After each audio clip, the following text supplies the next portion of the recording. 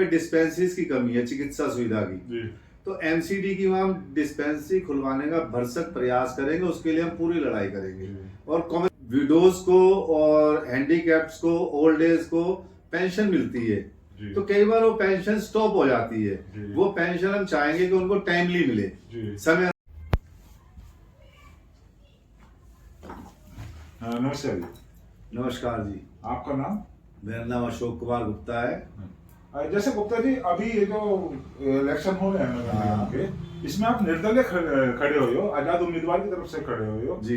तो क्या सोच के खड़े हो कि क्या आपको काम पूरे करने हैं? भाई हमने ये काम पूरे करने हैं। हमें ये महसूस हुआ कि पहले ही ऑलरेडी दिल्ली नगर निगम में 15 साल बीजेपी ने राज किया जी। और दिल्ली सरकार में आप पार्टी की सरकार है, हाँ वो जी। राज कर रही है 8 साल से। हाँ जी, हाँ जी। उसके बावजूद एरिया के अंदर बहुत कमियां हैं। हाँ जी। हमें लगा कि नालियों की सफाई, टूटी नालियां हैं जी। और सड़कें खराब हैं हाँ जी। और पार्कों का बुरा हाल है। कई जगह तो पार्क है ही नहीं एरिया के अंदर। जी। ये बड़ी समस्या हमें नजर आई। तो हमने सोचा क्यों ना हम निर्दलीय उम्मीदवार खड़े हों, जनता की सेवा करें, जनता का समर्थन मिलेगा हमें, जनता की सेवा करेंगे। तो आपने किसी पार्टी से पहले ट्राई नहीं किया? नहीं, हमने पार्टी से ट्राई नहीं किया जी किसी अच्छा, से। खुद खड़े हो? हमें जनता का सहयोग मिला, जनता ने हमें आवाज समर्थन दिया कि जी आप गुप्ता जी क्षेत्र से इलेक्शन लड़े, तो हम इसलिए क्षेत्र से इलेक्शन लड़ने का हमने विचार बनाया। यानी कि आपकी सेवा करने की भावना थी? जी, सेवा करने देश की के भावना। प्रति, अपने क्षेत्र के प्रति? जी जी जी। अच्छा, तो इसमें मेन कार्य क्या है जो आपको कराने हैं, जो आपको लगता है कि हाँ ये काम कराने हैं? एक तो मेन कार्य है, हाँ, हाँ जनता के हित में। एक तो मेन कार्य नगर निगम का होता है सफाई व्यवस्था। जी। तो सफाई व्यवस्था पे हम पूरा जोर देंगे। जी। दूसरी चीज है नगर निगम से अनुसार मिले ताकि वो अपना गुजर बसर समय से कर सके। जी जी।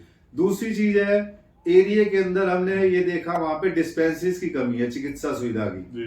तो एमसीडी की वहाँ हम डिस्पेंसरी खुलवाने का भरसक प्रयास करेंगे, उसके लिए हम पूरी लड़ाई करेंगे।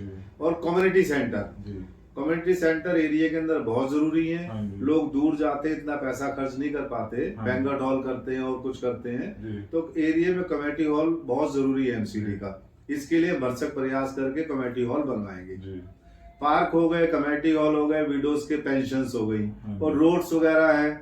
और एक सबसे बड़ी समस्या हमने देखी है, रात के टाइम में स्ट्रीट लाइट जो है, स्ट्रीट लाइट कभी जलती हैं कभी नहीं जलती है।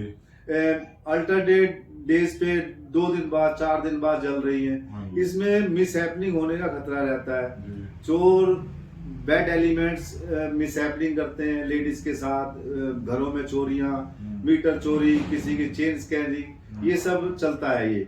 इसलिए स्ट्रीट लाइट पे हम बहुत जोर देंगे। स्ट्रीट लाइट कंपलसरी डेली जलनी चाहिए। इसके लिए हम चाहे हमें एलजी साहब से मिलना पड़े, उनसे मिलेंगे, सिफारिश करेंगे, लेटर लिखेंगे।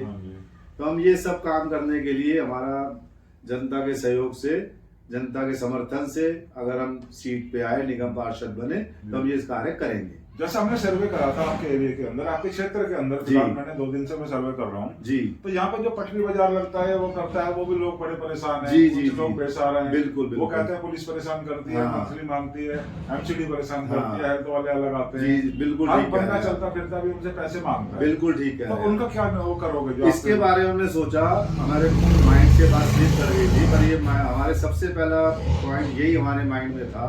क्षेत्र के अंदर रेडी पटरी खोमचे वाले जो लगाते हैं, इनको हम चाहते तय बाजारी मिले, एमसीडी की तरफ से परमानेंट तय बाजारी मिले। जो 4/6 का गवर्नमेंट का रूल है उसके हिसाब से इनको तय बाजारी मिले, मंथली लाइसेंस फी आधार पे।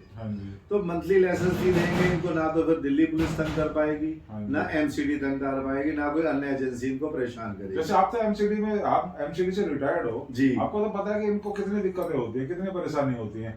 एमसीडी ने अभी कुछ साल पहले 100 रुपया लिया था, मैं कहा 10 साल के लगभग हो गए, ज्यादा ही हो गए। 100 रुपए लेते हम तुम्हारे को वो देंगे, जगह देंगे। बिल्कुल, मेरे ख्याल से लाखों लोगों ने ये पैसा डिपॉजिट करा था, उनको आज तक कुछ नहीं मिला, ना कोई वो मिला। वो आज भी धक्के खा रहे हैं, आज भी धक्के खा रहे हैं। ऐसे ऐसे लोग हैं जो 20-20 साल हो गए उनको एक जगह लगाते, उनको हटा दिया। नाई भी बहुत से जगह बेचारे कुर्सी रख के बैठे कमा रहे हैं। बिल्कुल ठीक है। इनसे भी पुलिस वाले और एमसीडी वाले, आपके एमसीडी वाले पैसे लेके जाते हैं। उनके बारे में आप क्या करोगे? ये बिल्कुल ठीक कह रहे हैं आप। ये बातें हमारे जानकारी में आई, पहले भी आई, आपके माध्यम से भी आई हैं। तो इस बारे में हमारे अंदर बहुत दर्द है इसके लिए हाँ जी। कि इनको, इसीलिए हमने कहा पहले भी कि इनको परमानेंट लाइसेंस मिलना चाहिए एमसीडी का तहबजारी के तहत, ताकि ये अपना परमानेंट रोजगार कर सके, इनको कोई परेशान ना करे। और एमसीडी ने जो आपने कहा कि इनसे 100 रुपया फीस डिपॉजिट किया था, उसमें ऐसा हमें जानकारी में आया कि सुप्रीम कोर्ट में ये केस चला गया। कुछ संस्थाओं ने सुप्रीम कोर्ट में केस डाला कि भाई इस तरीके से रोड जाम होती है, इनको जगह ना दी जाए, ऐसा वैसा करके। तो ये सुप्रीम कोर्ट में मैटर आज भी चल रहा है, नहीं तो इनको जगह आज से कोई मेरे ख्याल 15 साल पहले ही अलॉट हो गई होती।